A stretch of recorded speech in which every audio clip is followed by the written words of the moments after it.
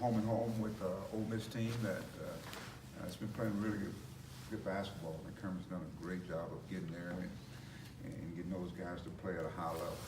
Obviously with Tyree, who's playing really well, and of course you got a prolific scorer in Davis. You know, those guys are presenting some pretty good challenges. I thought early in the year when we played them earlier, I thought we were playing pretty good up into the probably 25-minute mark, 26-minute mark, and then I thought we had a slew of turnovers, and that's the thing that keeps coming up, turnovers. And even in our game with Kentucky the other night, I thought we did a good job of taking care of it.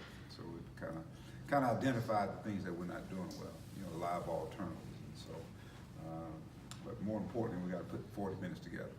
The consistency that you got to have to win games in the SEC. You got to not only start, but you got to also finish as well. So, but it's also, obviously, we get a chance to celebrate the 25-year national championship team coming in, and so there's a lot of excitement, and I'm looking forward to seeing those guys. Some of them I haven't seen in a while, and obviously they're part of our family, and so they get a chance to come and be celebrated. So hopefully a great atmosphere, and we can do our part in going out and putting a 40-minute game together, defensively, offensively.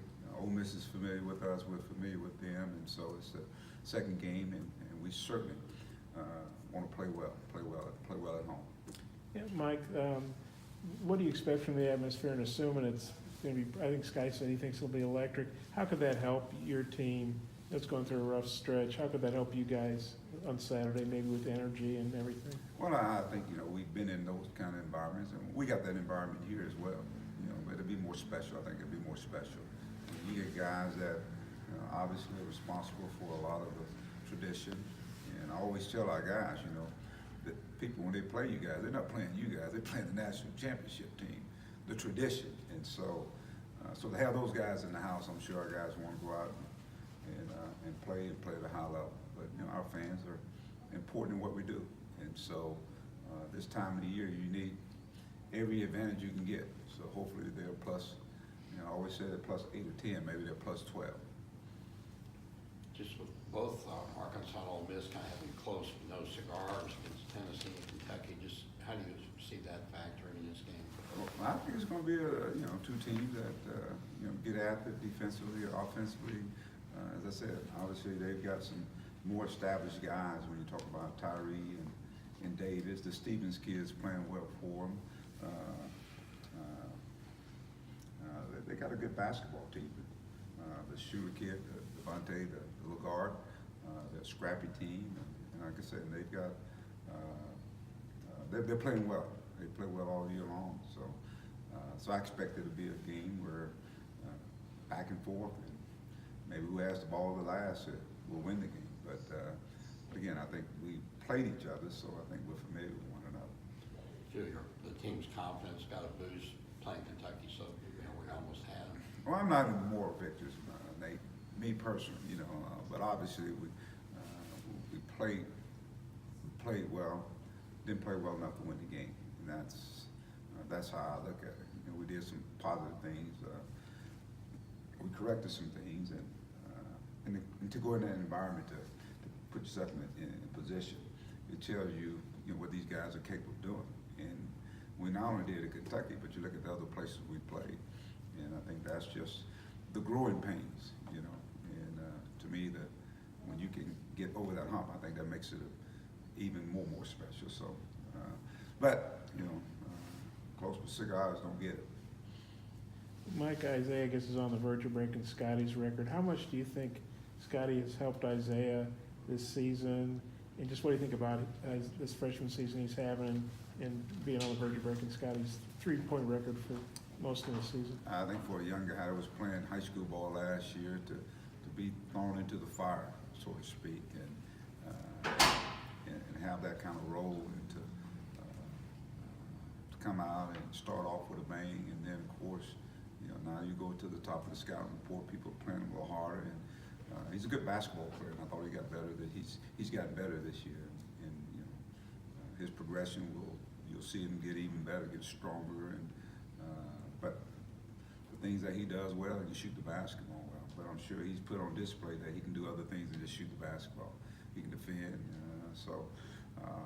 and I'm sure Scotty's been very encouraging to him. I think our whole staff has been really good for him, because with young guys, the emotion is up and down, and with the kind of season that we've had. But one thing about him, he's been pretty consistent. Yeah, what have you thought Desi's brought to the lineup, I guess, since the last 2.5 games and the last 2 starts he's made? Desi's brought, I think he's brought a little, I think he's brought some toughness. I think he's brought some, another, I think, defender. I think he can create, not only for himself, but he creates for others. Fixes things on defense, and I think, he shows he can score as well, get to the free throw line, so his confidence. He's been playing well in practice, and so it's good to see him bring it on the floor. But I think what he brings is, the toughness that you got to have, especially in environments that we go into and in the teams that you're playing. Yeah, Mike, those, I used to call them controversial reviews at the end of the Kentucky game. Have you submitted those plays to the SEC office? Absolutely. And what response have you gotten? It's what they didn't call. So from that standpoint, putting them in, I think it opened up some of their eyes to some of the things that were taking place in that game that probably were not called.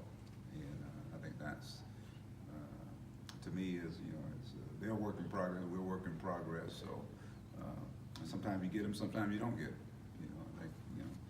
Rick Barnes had the same scenario going on with his team, but there were some calls that obviously the judgment, but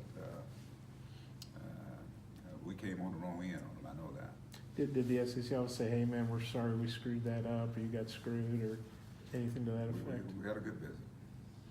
You want to elaborate on that? We had a good visit. Okay.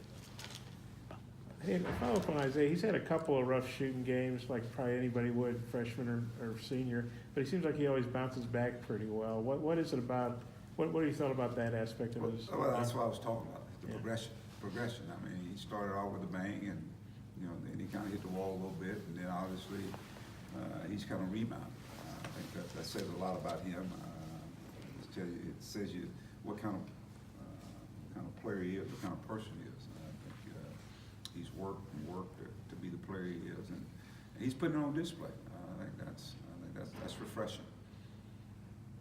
There was another coach that wasn't too happy last night. It looked like Kermit Davis, I think, threw his coat, and got a technical foul. They put a lot into trying to beat Tennessee. What's your experience with teams coming off emotional games like that, where they really have to work hard going into the next game? Well, they'll be ready to play. I think Kermit's smart enough to know that they'll be ready to play.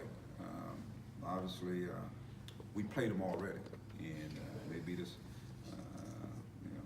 And I thought we kind of beat ourselves, really, but they played well there. And this time of year here, obviously you want to be playing, and they're playing really good basketball. You want to be playing some of your better basketball, and they are.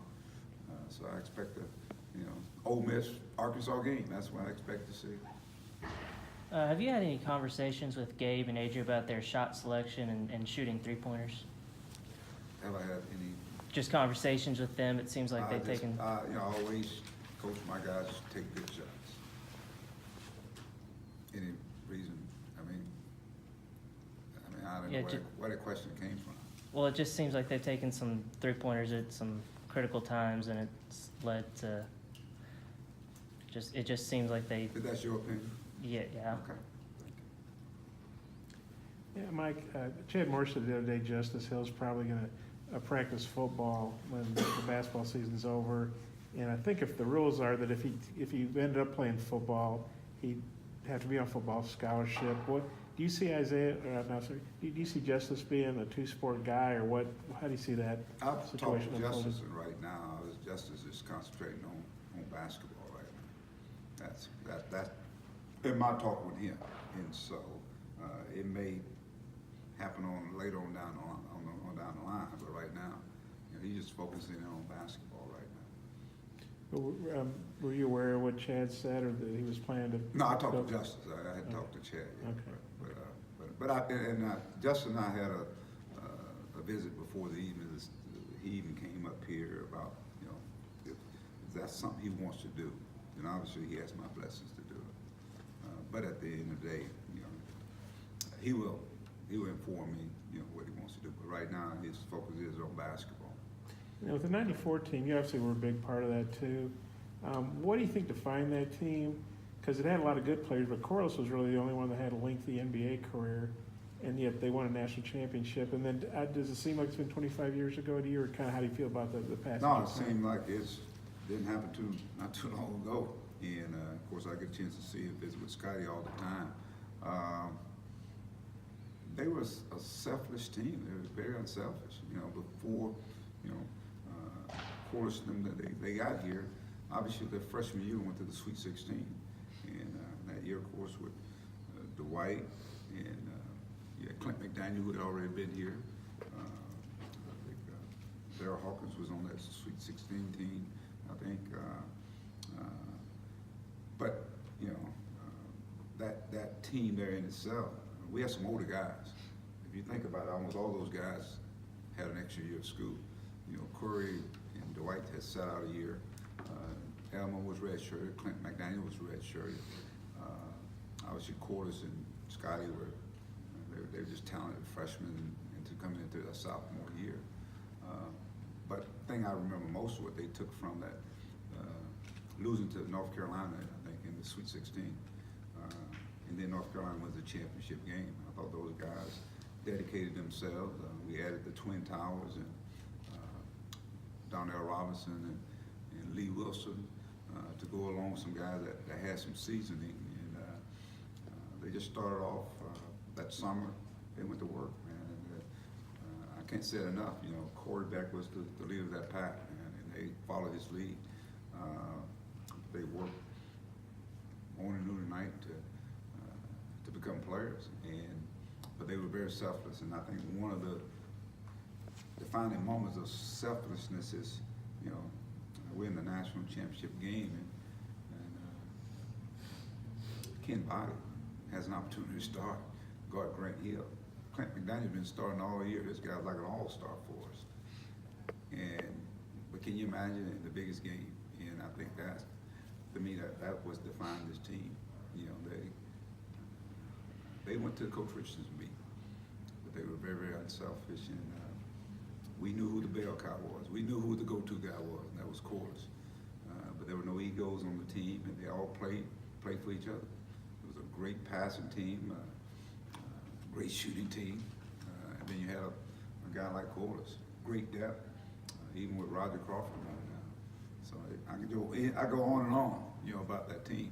You had so many different parts and weapons. We could play fast. We could slow it down. We could play half court. We could do a lot of different things, and I think that was the beauty of that team. And they played to win, and that's when I said they played to win. Anything else for Coach? All right, appreciate it.